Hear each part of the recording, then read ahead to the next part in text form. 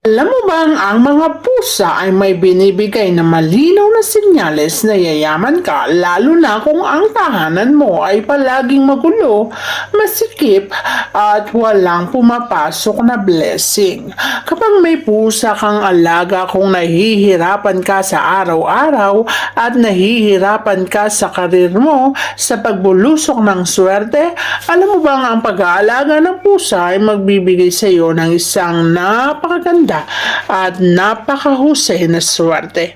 Ang pagka-bored ay mawawala ng dahil na rin sa pusa, kaya dapat kang mag-alaga. Sapagkat ang mga pusa ay tinatawag na buhay na elemento, na ang mga buhay na elemento na yan ay dapat na nasa loob ng ating mga tahanan. Ang mga buhay na elemento na katulad ng pusa ay nagpapasok ng yang energy.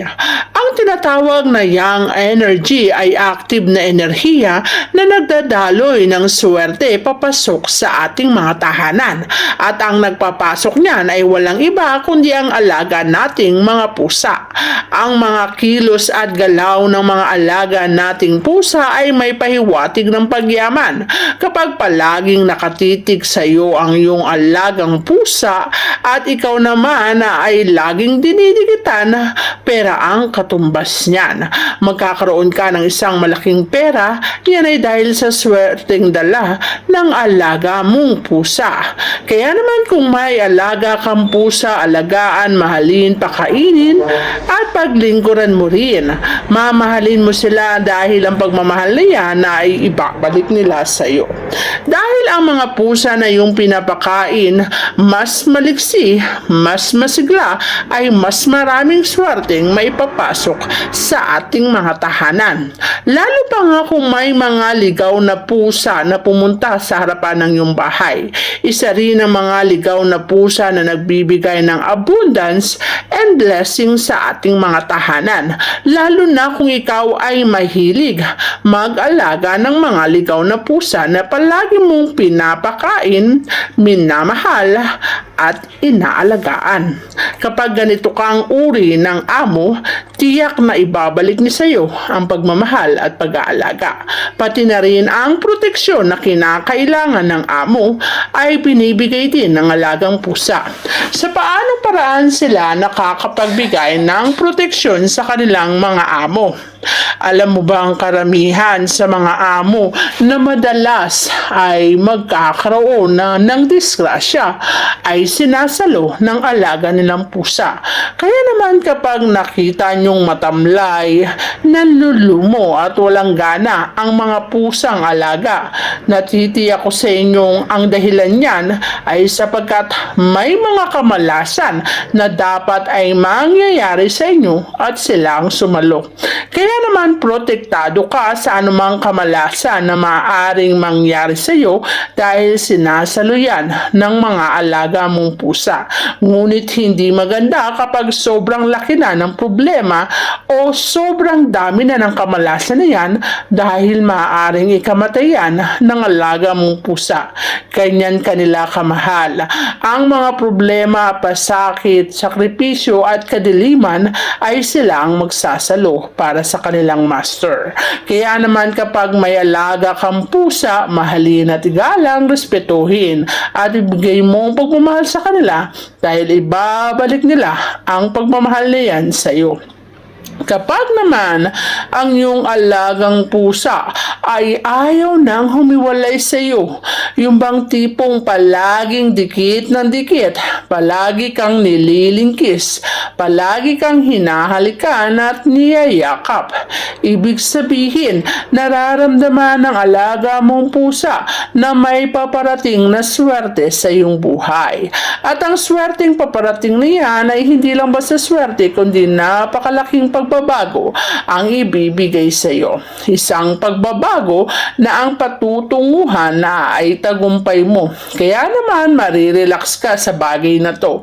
Magkakaroon ka ng saya at talaga namang ang saya na yan ay hindi maipaliwanag sapagkat ang success ay darating na sa iyong buhay.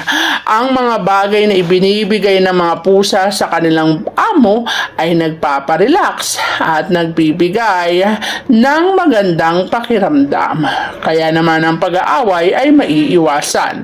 Lalo na kung ang alaga mo ay kulay orange. Alam mo bang ang orange na kulay ng pusa ay napakaswerte? Ang orange na pusa ay nagpapasok ng pera sa tahanan. Pera ang katumbas niyan.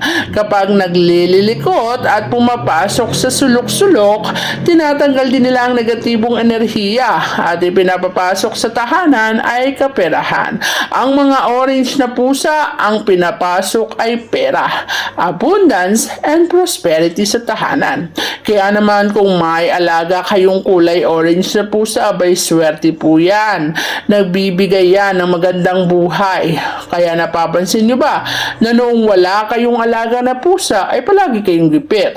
Pero simula nang ikaw ay mag-alaga ng pusa, lalo na kung ang pusa na yan ay kulay orange, ay nababago ang takbo ng iyong pamumuhay. Bigla na lang dumadami ang pasok ng blessing. Nagkakaroon din ng pagbabago ang takbo ng sistema ng iyong buhay. Nagiging maganda ang lahat ng ito. Kaya naman napakaganda na mag-alaga ng pusa, pati na rin ang kulay puti. Kung swerte ang orange, swerte din naman ang kulay puti.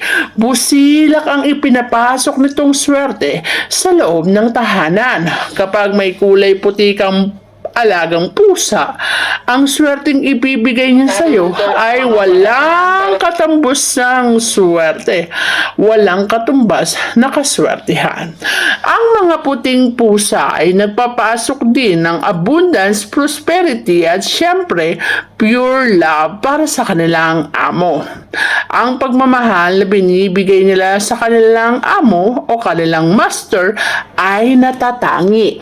Kaya naman napakaganda ring mag-alaga ng puting pusa. Kapag may puting pusa ka, siguradong ang sistema ng pamumuhay mo ay magiging maayos at maganda. Napakaswerteng mag-alaga ng pusa, lalo na't ang mga pusa na to ay napamahal at minamahal mo ring tunay. Ang balik ng swerte ay siksik, liglig at nag-uumapaw. Yung bang tipong hindi mo mararanasan na magipit sa buhay, hindi mo mararanasang maubusan dahil sa pusa. Kaya naman napakagandang mag-alaga ng pusa. Napakagandang pusa ay meron sa loob ng tahanan. Ang pagbabago ng takbo ng iyong buhay ay mananatili sa araw-araw. Ang kagipitan ay maiiwasan.